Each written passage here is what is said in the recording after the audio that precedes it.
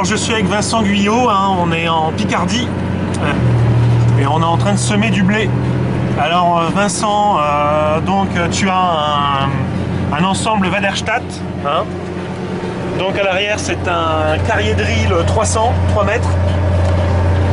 Là tu sèmes quoi là? Donc là je sème du blé. Quelle variété tu sèmes? Du blé baroque. Ouais. On est en blé de betterave, c'est les betteraves qui ont été arrachées mardi et mercredi. Ouais. Donc j'ai donné un petit coup de canadien hier pour reniveler le terrain avant le passage du semoir. Ouais. Et donc là on sème avec le carrier drill traîné, rouleau caoutchouc. Donc en fait c'est un outil semi-porté. Hop, on va fermer le carreau pour Ouais, ça sera mieux, ouais. D'accord, et puis à l'avant c'est un front tiller, c'est ça? Donc à l'avant c'est un front tiller de chez Waderstadt qui permet de reniveler et réaffiner un petit peu la terre et de bien rééquilibrer en fait l'attelage d'outils entre l'avant et l'arrière. Ça permet d'avoir une bonne combinaison et d'avoir un outil. Là tu roules à 18 km/h, hein. Ouais, 18 au tracteur et 17,2 au semoir. Voilà. Ok. Alors qu'est-ce que tu as à dire là sur ton semoir Waderstadt carrier drill? Donc c'est un outil qui est très polyvalent des chômeurs semoirs, hein, c'est le principe. Et tu déchômes avec? Donc je déchôme avec. Les premiers déchômages après la moisson sont faits avec le carrier drill. Ouais. Le vieux cover crop que j'ai récupéré de mon père, il est remisé au fond d'un bâtiment et avec le carrier drill de toute façon j'ai un débit de chantier qui est équivalent avec ce cover crop. Donc je fais les premiers déchômages, à 3 ou 5 cm quoi. Oh oui, c'est vraiment du très superficiel. Très superficiel pour favoriser la levée des graminées. Dis donc, à l'avant de ton carrier drill, là tu as c'est des dents, hein, c'est ça, hein? J'ai des dents efface traces qui reprennent la trace du tracteur. Ouais. Derrière j'ai une rangée de crossbar qui permet de renouveler le travail, la semence. Parce qu'il ne faut pas oublier que le carrier drill, la profondeur de semis est uniquement faite par la pose de la graine dans le sillon du disque. D'accord. Donc ce qui est très très important pour ce semoir-là, c'est la planitude du sol avant le travail des disques. D'accord. Tu sèmes à combien, en quelle profondeur là Donc là je sème entre 1,5 et 2 cm. Ouais. C'est précis, vraiment c'est précis quoi. C'est précis, c'est pas aussi précis qu'un semoir à roulette plombeuse, etc. Faut pas oublier qu'on est quand même en semis, de technique simplifiée et on n'aura pas une homogénéité dans la profondeur de semis comme on peut l'avoir avec des semis haut de gamme. C'est sûr qu'on pourrait semer sur du labour avec ce semoir-là. Je l'ai fait dans le cadre d'une plateforme expérimentale. Bon, par contre, il est sûr et certain que sur un labour, on ne va pas semer à 18 à l'heure. D'accord. Mais la régularité de profondeur sera quand même maintenue puisque c'est le report de charge sur le rouleau caoutchouc qui assure la profondeur, la régularité. Ton réglage de débit, tu le fais où? Le réglage de débit, il se fait à l'arrière, c'est la même distribution que sur un rapide. D'accord. Donc on a le même principe de réglage avec des OG. D'accord. Et c'est précis? Oui. Si tu mets 130... si je me mets à 100... Bon, tu sèmes à combien là? Je sème dru parce que on est quasiment au 1er novembre. Ouais, je sème à 195 kg. Ouais. Parce que bon, cette année, j'ai remonté un petit peu les densités de semis par rapport à d'habitude. On va essayer de sécuriser le potentiel de rendement compte tenu des conditions de semis. Tu crains un printemps sec, non? Non, c'est pas par rapport à une éventuelle météo du printemps, c'est par rapport au type de terre aussi. On est quand même dans une terre un peu argileuse. Il n'y a pas de limaces là. Non, mais on est quand même en blé de betterave avec quand même de nombreux résidus végétaux. De plus, maintenant les ravageurs qu'il faut craindre, je me demande si c'est pas les pigeons ou les corbeaux, compte tenu de la disparition de l'anthraquinone. D'accord. En traitement de semences, on voit des pigeons tourner depuis hier, je vois des pigeons un peu partout. Ouais. Ça m'inquiète un peu. Une des idées intelligentes du Smoir, c'est ça. C'est que j'ai pas de traceur de poste levé, de poste Oui, ouais, d'accord. De prélever. de prélevé.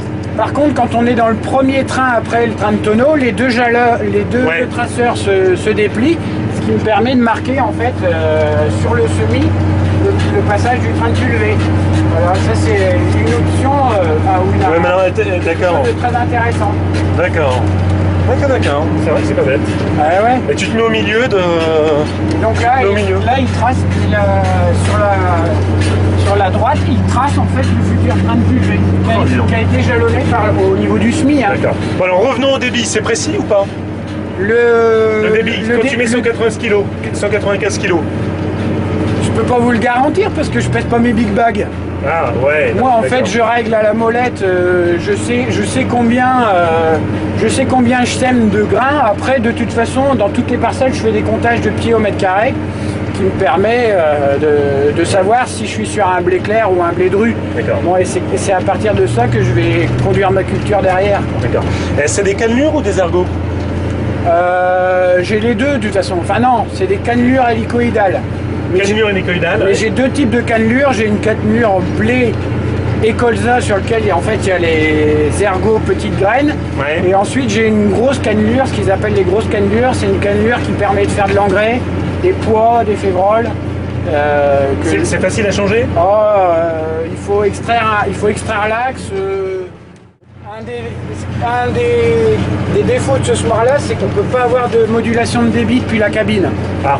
Je sais que j'avais un rapide avant, j'avais un boîtier de modulation, et c'est vrai qu'ici on a des terres très hétérogènes, et pouvoir faire plus ou moins 10%. un petit coup de plus, 10% dans des ronds de terre fortes, c'est dommage. Ils l'ont pas, Wallerstedt. Non pas, et même en option on ne peut pas l'avoir. D'accord. Ils ont voulu faire un Smoir simple d'utilisation, c'est vrai qu'il est très simple d'utilisation.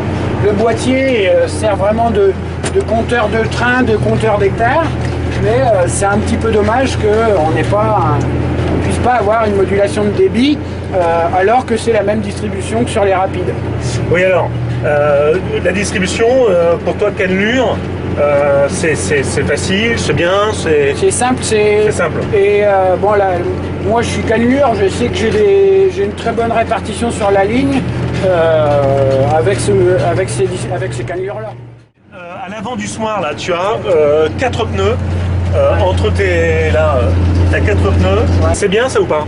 Le packer pivot, Ouais. ah ben, ça permet, on voit de toute façon, hein, ça rappuie et ça homogénéise la ligne de semis avant le semis. Hein.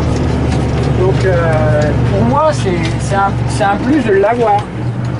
D'accord. Les manœuvres sont toujours un peu délicates. Là.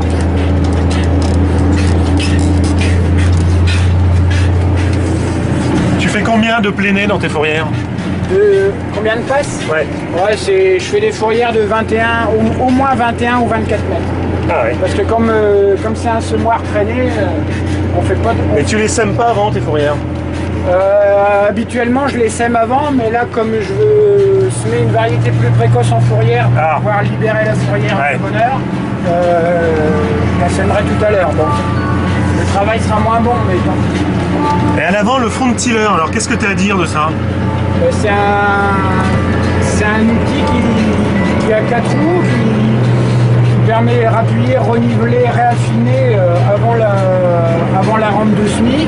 Et bon, c'est un très bon complément du carrier de riz qui est derrière. Ça rééquilibre en fait le travail du sol.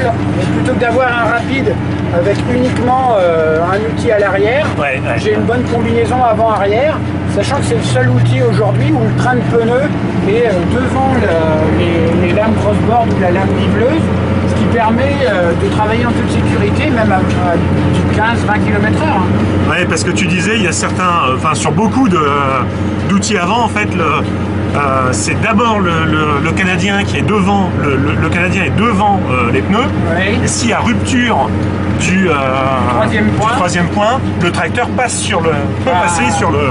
À 20 km/h, Il passe au-dessus quoi. Il passe dessus. Il passe dessus. Il passe dessus. Et là, bonjour les dégâts quoi.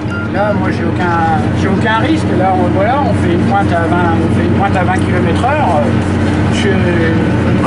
Je peux avancer sereinement à 20 km/h. Tu les fais pas trop travailler tes lames crossboard là? Non, bah, c'est juste reclaquer les mottes et reaffiner parce que bon, le carrier drill c'est quand même c'est pas une herse rotative, hein, donc il lui faut quand même de la terre fine pour travailler et c'est juste reniveler avant les tracteurs et ça permet aussi d'être un petit peu mieux assis sur son siège que si on n'avait rien devant le tracteur. Ouais. Ça renivelle avant le passage du tracteur parce qu'à 20 km/h il faut venir sur le siège. Tu sèmes combien d'hectares avec ton carrier drill là, par an? Bah, je sème 100 hectares et j'en déchaume 100. Donc tu travailles 200 hectares par an? Ouais, il fait à peu près 200 hectares par an. Je fais un peu de prestation de service en SMIC colza. En regardant la profondeur d'attaque du disque. Mais bon, ce qui est le plus important, c'est de voir les graines si elles sont recouvertes pas. Hein. Ici, on est en grosse terre, bon, on peut pas éviter de voir un grain de blé à droite, et à gauche. C'est pas méchant, hein. C'est pas méchant. Bon, c'est un mauvais rond. Hein. Alors le problème ici, c'est l'hétérogénéité des parcelles. Bon, c'est sûr qu'on est en blé betterave. C'est pour ça qu'il faut semer quand même un peu de grain. Quand je vois ça, je peux pas ne pas semer un bon 350 grains. Là, il va y avoir de la perte. Alors c'est sûr qu'après, là-bas, je suis en terre beaucoup plus limoneuse, où on voit c'était bien plus fin. Bon, là-bas, il n'y aura pas de perte. Mais bon. Ça va plus bien, tu as un rouleau. Ah bah ça. C'est l'avantage d'avoir le rouleau arrière. Mais. Faut quand même que je sème mes 4 hectares avec ce que j'ai là, parce que sinon je vais pas avoir assez de semences pour finir ce soir. Ça va aller. Donc la trémie, on a 1100 litres de trémie, ce qui fait un big bag et demi. C'est ça le problème, c'est le demi big bag. Parce que bon, mais. Tu peux pas mettre des réos? Ah non, il n'y a pas de.